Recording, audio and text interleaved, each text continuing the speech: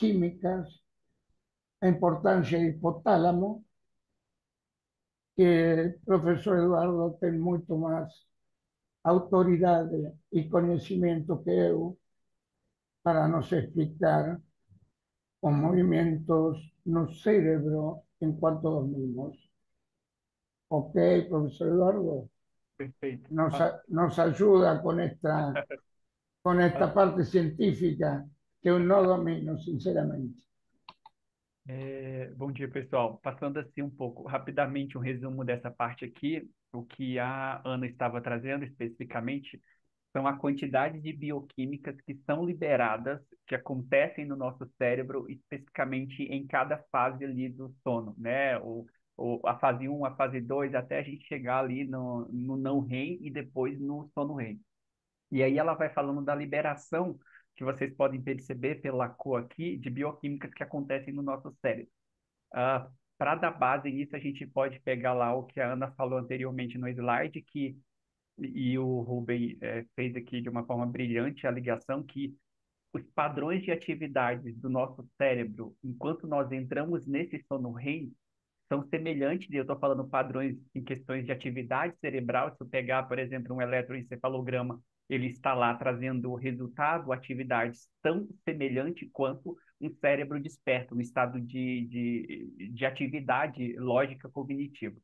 E aí ela vai dizer que, então, enquanto esse sono está acontecendo, existe uma grande descarga, liberação de bioquímicas dentro desse cérebro que faz a gente passar por aqueles 5 estágios ali que o Ruben acabou de trazer para vocês. Então, primeiramente ali a gente tem o estado de vigília, que seria o estado acordado, né, que acontece, que nós ainda estamos despertos. A gente vai ter uma liberação de GABA, de acetilcolina e monoaminas. Especificamente, ela está dizendo que quando nós entramos no sono REM, vocês percebem que existe uma diminuição dessas substâncias, né, mas elas ainda continuam presentes, seguindo o mesmo padrão que estava presente ali quando a gente estava no estado desperto. Mas cada uma dessas substâncias, dessa bioquímica, tem uma função. Por exemplo, a nível mental, né, digamos, subcortical, a gente está desperto, porque o nosso cérebro está em atividade, estamos regulando o afeto, consolidando memória, consolidando aprendizado, etc. Mas, para que isso aconteça em um estado que a gente continue dormindo, o sonho traz lá suas imagens, aquela ideia de fantasia, tudo meio desorganizado, mas existe uma outra substância que é o GABA, que faz especificamente o nosso corpo ficar paralisado. Se o GABA não aumentasse a sua liberação, a sua quantidade enquanto nós dormimos, em especial no sono REM, que é onde a atividade é mais intensa, nós não conseguiríamos continuar dormindo. Ou seja, o GABA faz uma liberação quando nós entramos no sono REM, e aí, especificamente no momento que nós vamos sonhar, que nós temos atividades mentais cognitivas mais intensas, o GABA aumenta a sua descarga no nosso organismo, e isso faz com que o corpo fique paralisado.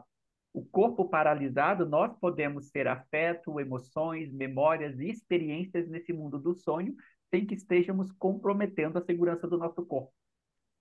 Quando acontece, por exemplo, aqueles pequenos espasmos que nós temos, a ideia que a gente vai chegar mais adiante da síndrome das pernas inquietas, a gente está falando de uma diminuição nessa frequência, nessa liberação do GABA. Tá? Então, o GABA é o que paralisa o corpo, faz a gente estar parado, enquanto lá no sonho a gente está correndo, se movimentando. A acetilcolina é o que ocasiona o acontecimento do sono REM. Quando a acetilcolina é liberada no nosso cérebro, até falei na aula anterior que quando você está dormindo, a cada 90 minutos existe um pico de atividade muito alto no cérebro, como se a gente estivesse, de certa forma, desperto. Aqueles 5 estágios que o sono REM, ele tem geralmente 5 ciclos que acontecem de sono REM durante o nosso sono. Esse sono REM só tem esse pico de atividade porque existe um estímulo, uma excitação dessa liberação da acetilcolina. Então, a acetilcolina libera, o sono REM entra em atividade. Depois de um tempinho, ele cai de novo. Então, a cada 90 minutos acontece. Para você olhar isso de um ponto de vista fisiológico, externo, basta olhar uma pessoa que começou a dormir, né? E aí, depois de 90 minutos, a pessoa, se você colocar lá o despertador, você vai olhar no olho da pessoa, ou mesmo um cachorrinho, o olho da pessoa está assim, para lá e para cá, atrás das pálpebras, você percebe esse movimento involuntário.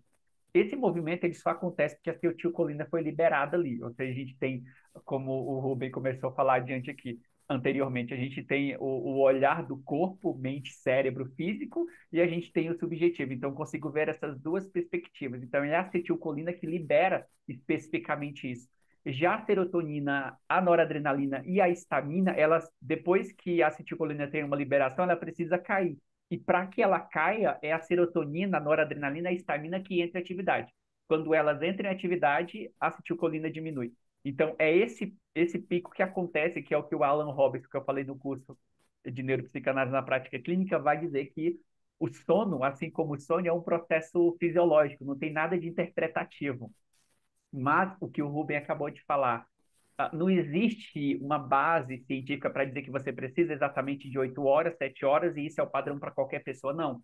Existem pessoas, eu, sei lá, 10 anos atrás, com 4 horas de sono, eu estava muito bem, funcionava muito bem. A minha homeostase estava estabelecida, não tinha prejuízo no dia a dia. Mas hoje, depois dos 30, eu falo entrando na casa dos 40, quando eu não durmo especificamente, sei lá, às vezes 9 horas num dia na semana, eu tenho um prejuízo, eu percebo a diferença disso. Então, o que a gente está dizendo aqui é que essa fisiologia, ela acontece, ela é involuntária, etc., ela tem um padrão de funcionamento. Mas a subjetividade implica muito o funcionamento dessa biologia aqui. Ou seja, o Eduardo, mesmo com 30 e poucos anos, pegar um outro ser humano com mesmo 30 e poucos anos, a fisiologia ou a quantidade de sono que ele precisa é diferente. Então, esse padrão fisiológico de bioquímicas aqui acontecendo corrobora para o que a gente entende lá como os 5 estágios que o Ruben acabou de explanar para nós. Tá? E aí, fazendo uma complementação desse outro slide aqui também mais científico, o Ruben até começou a falar ali. A gente tem, então, a ideia do nosso hipotálamo. O hipotálamo é essa regiãozinha aqui que vocês estão percebendo em cor amarela. O hipotálamo é o responsável pela nossa homeostase. Todas as vezes que você sente fome, que você sente sede, cansaço, é o hipotálamo que sinaliza que você está cansado, que você está com sede, que você está com frio. É o hipotálamo que seria o termômetro, assim, que traz essa ideia do que você está sentindo. Tá bom, tá ruim. Saiu ou retornou para a homeostase. Então, a partir dos afetos, os afetos chegam, trazem essa informação para o hipotálamo faz a regulação disso e sinaliza, então, para o corpo qual é a necessidade que a gente tem.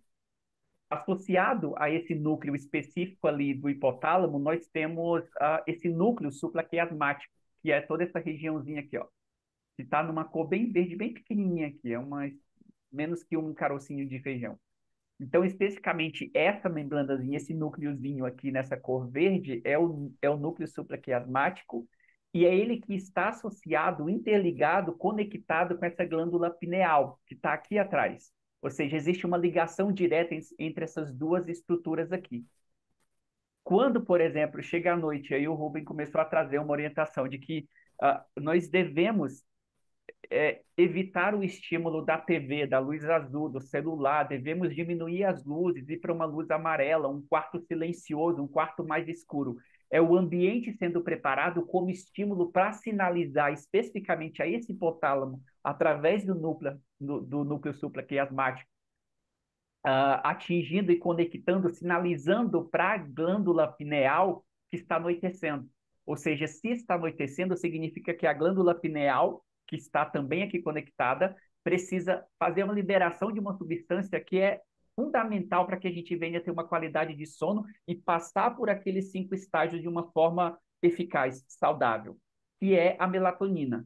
Quanto mais escuridão eu tenho no ambiente, por isso a ideia de luz amarela, que não ativa a nossa retina, a luz, evitar o celular, colocar um filtro, se for utilizar o celular à noite, a TV à noite, por causa disso, porque daí essa glândula pineal, ela recebendo o estímulo de que as luzes estão caindo, está diminuindo, isso é para qualquer mamífero, basicamente o que vai acontecer é que ela vai fazer uma liberação maior de melatonina. A liberação dessa melatonina, que representa basicamente a escuridão, a diminuição do nosso ritmo circadiano, vai levar a gente a ter uma sonolência, ou seja, cair no sono, de fato conseguir pegar no sono, como a gente fala, e conseguir passar por aqueles estágios. Não acaso, assim, eu falo que como que a pessoa vai dizer que vai dormir se ela está lá às 2 horas da manhã com o celular no rosto dela, assim, na cama, na escuridão e o celular sinalizando para ela? O cérebro ele não é racional, assim, não existe essa racionalização que a gente pensa como a gente sente, tá? Então, nesse nível que eu estou dizendo, Nesse nível que eu estou dizendo especificamente é que se eu tenho celular, o que a minha retina, o que está entrando por esse nervo óptico e sinalizando esse hipotálamo, esse núcleo supraquiasmático e basicamente a glândula pineal é que não está de noite, está de dia. E acreditem, gente, a luz azul, ela tem esse poder, é fundamental para isso. Então a gente está ali com o celular, nesse sentido, ela está sinalizando que ainda não está de noite.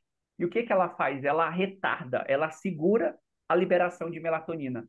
À medida que ela segura a liberação de melatonina, a gente está negligenciando os 5 estágios do sono.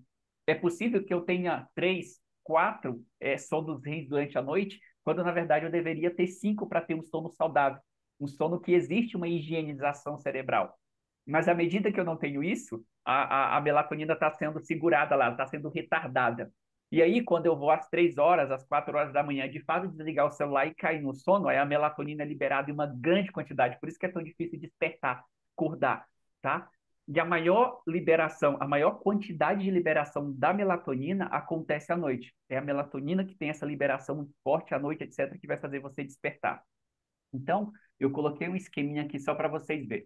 Imaginem que essa luz aqui seja especificamente o nosso celular, tá? Se essa luz está entrando aqui especificamente pelo nervo óptico, ele vai sinalizar para o hipotálamo que ainda está de dia. O hipotálamo vai sinalizar especificamente ali o nervo supraquiasmático, que vai sinalizar para a pineal que ainda está de dia. Segura aí, aguenta um pouco mais, não libera melatonina porque ele está de dia. E aí, nesse sentido, até que esse celular seja desligado, essa informação chegue de novo, e aí o cérebro começa a sinalizar para essa glândula pineal e ela começa a liberar melatonina, a quantidade de melatonina que ela vai liberar durante a noite, o sono, não vai ser suficiente para você passar por aqueles 5 estágios do sono. Daí, você acorda no outro dia com uma quantidade, entre aspas, de melatonina para ser processada durante o dia. Para ser processada durante o dia, imagina o quanto isso traz prejuízo para a tua concentração, para a tua explanação, para o teu aprendizado, porque essa quantidade de ritmo de escuridão está sendo liberada às 9 horas da manhã, quando já deveria estar sendo liberada uma outra substância para te fazer despertar, e ela ainda está concluindo esse ciclo da liberação da melatonina. Tá? Tá? Então, assim, aí a gente entra também no que o Rubem acabou de falar, a ideia da higienização do sono, gente. E aqui eu estou falando de um processo totalmente biológico, tá? Que não tem teoria, tá? E é o que vai influenciar também a qualidade do nosso sono. Para finalizar essa parte aqui da biologia, então, assim, guarde essa informação. A gente tem lá, então, o hipotálamo, é o hipotálamo que sinaliza, então, para o núcleo supraquiasmático, que está de noite, a luz diminuindo, luz amarela, etc. Ele sinaliza a glândula pineal, ela libera, então, o cortisol. Mas o mesmo processo acontece se a gente for falar especificamente do dia. Por exemplo, como que eu aplico a higiene do sono no paciente? Eu falo que a qualidade do sono é, depois do vínculo terapêutico, a parte mais importante de qualquer processo de tratamento para a saúde mental. Quando nós acordamos, eu sempre falo para o paciente, tomem luz natural, não essa luz aqui que tem 50 lux, precisa ser luz natural, que é 50 mil lux, no mínimo, 500 mil lux. Então, se eu pego uma luz natural, mesmo num dia nublado, aqui em Curitiba, por exemplo, um dia nublado serve muito bem. Essa luz, ela entra especificamente de novo por esse nervo óptico. Esse nervo óptico sinaliza o meu hipotálamo que está de dia, e o hipotálamo, em vez de sinalizar a glândula pineal, né, para liberar a melatonina, ele sinaliza a glândula pineal para ela suspender a melatonina, ou seja, para de fazer liberação de melatonina, diminui essa liberação porque ele não pode dormir. E aí, esse hipotálamo sinaliza uma outra membranazinha, uma glândulazinha em cima do céu da nossa boca, chamada hipófise. Essa glândulazinha hipófise, basicamente o que ela faz é liberar cortisol. E ela tem uma conexão direta com a glândula suprarrenal, que é aqui, duas glândulazinhas que ficam em cima dos nossos rins. Quando o hipotálamo passa essa informação para a hipófise, e a hipófise pituitária manda isso para a suprarrenal, o que elas fazem é liberar cortisol. Ou seja, libera cortisol que ele precisa despertar. Então, basicamente, quando eu falo para o paciente tomar 30 minutinhos de luz natural pela manhã, o que eu estou fazendo é regular o ciclo circadiano dele. Claro que a gente não consegue controlar o horário específico que a pessoa vai dormir, mas a gente consegue ter um ambiente, como o Rubem falou, para adequar a qualidade desse sono. Mas se eu não consigo falar, você vai dormir exatamente todo dia às 10 horas, eu consigo colocar, você vai despertar todo dia às 7 horas. Se eu regulo o horário que o paciente acorda, O relógio biológico dele, através dessa biologia aqui, vai regular o horário que ele dorme. Então, assim, se você não consegue regular o horário que o paciente vai dormir, começa a organizar o horário que ele acorda. Se ele tem um padrão de acordar todos os dias no mesmo horário, o relógio biológico, esse funcionamento que eu falei aqui, bioquímico, vai ter uma relação que vai configurar a partir desse horário que ele acorda. Liberação, especificamente de cortisol, e liberação de melatonina, um ciclo circadiano que a gente fala, tá? Então, higiene do sono basicamente é isso. A gente usa essa mesma biologia que vocês estão vendo aqui, que o Rubem está apresentando, para fazer a qualidade do sono e o paciente passar por esses 5 estágios.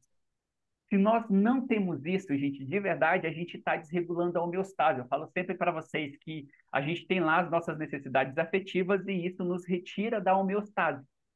Essa mesma coisa pode acontecer aqui, mas aqui eu estou trazendo um dado totalmente biológico. Biologicamente, você também pode sair da sua homeostase. Porque imagina que eu não consigo receber vínculo num relacionamento. Se eu não tenho uma qualidade de sono e eu tenho uma quantidade de melatonina durante o dia em que deveria haver suspensão dessa melatonina, a irritabilidade que eu sinto em relação a esse parceiro que não me ama como eu gostaria de ser amado, que não cuida de mim como eu gostaria de ser cuidado, vai me trazer muito mais irritação, porque a quantidade de cortisol está desregulada.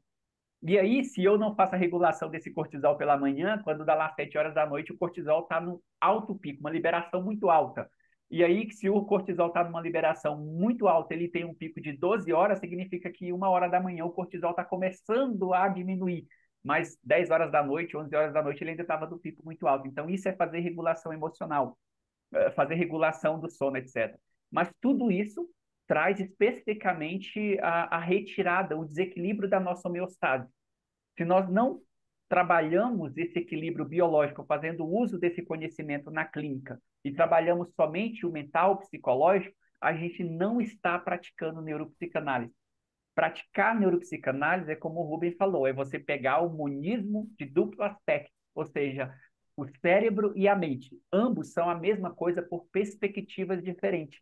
O paciente não tem essa habilidade, mas nós, enquanto estudantes de neuropsicanálise, temos que ter essa habilidade. Eu trabalho o biológico e eu trabalho o mental. É as duas instâncias, eu não posso ser só mental, só psicanalista e trabalhar só o inconsciente. Eu não posso ser só neurocientista, só cognitivista e trabalhar só o cérebro. Eu preciso unir essas duas coisas.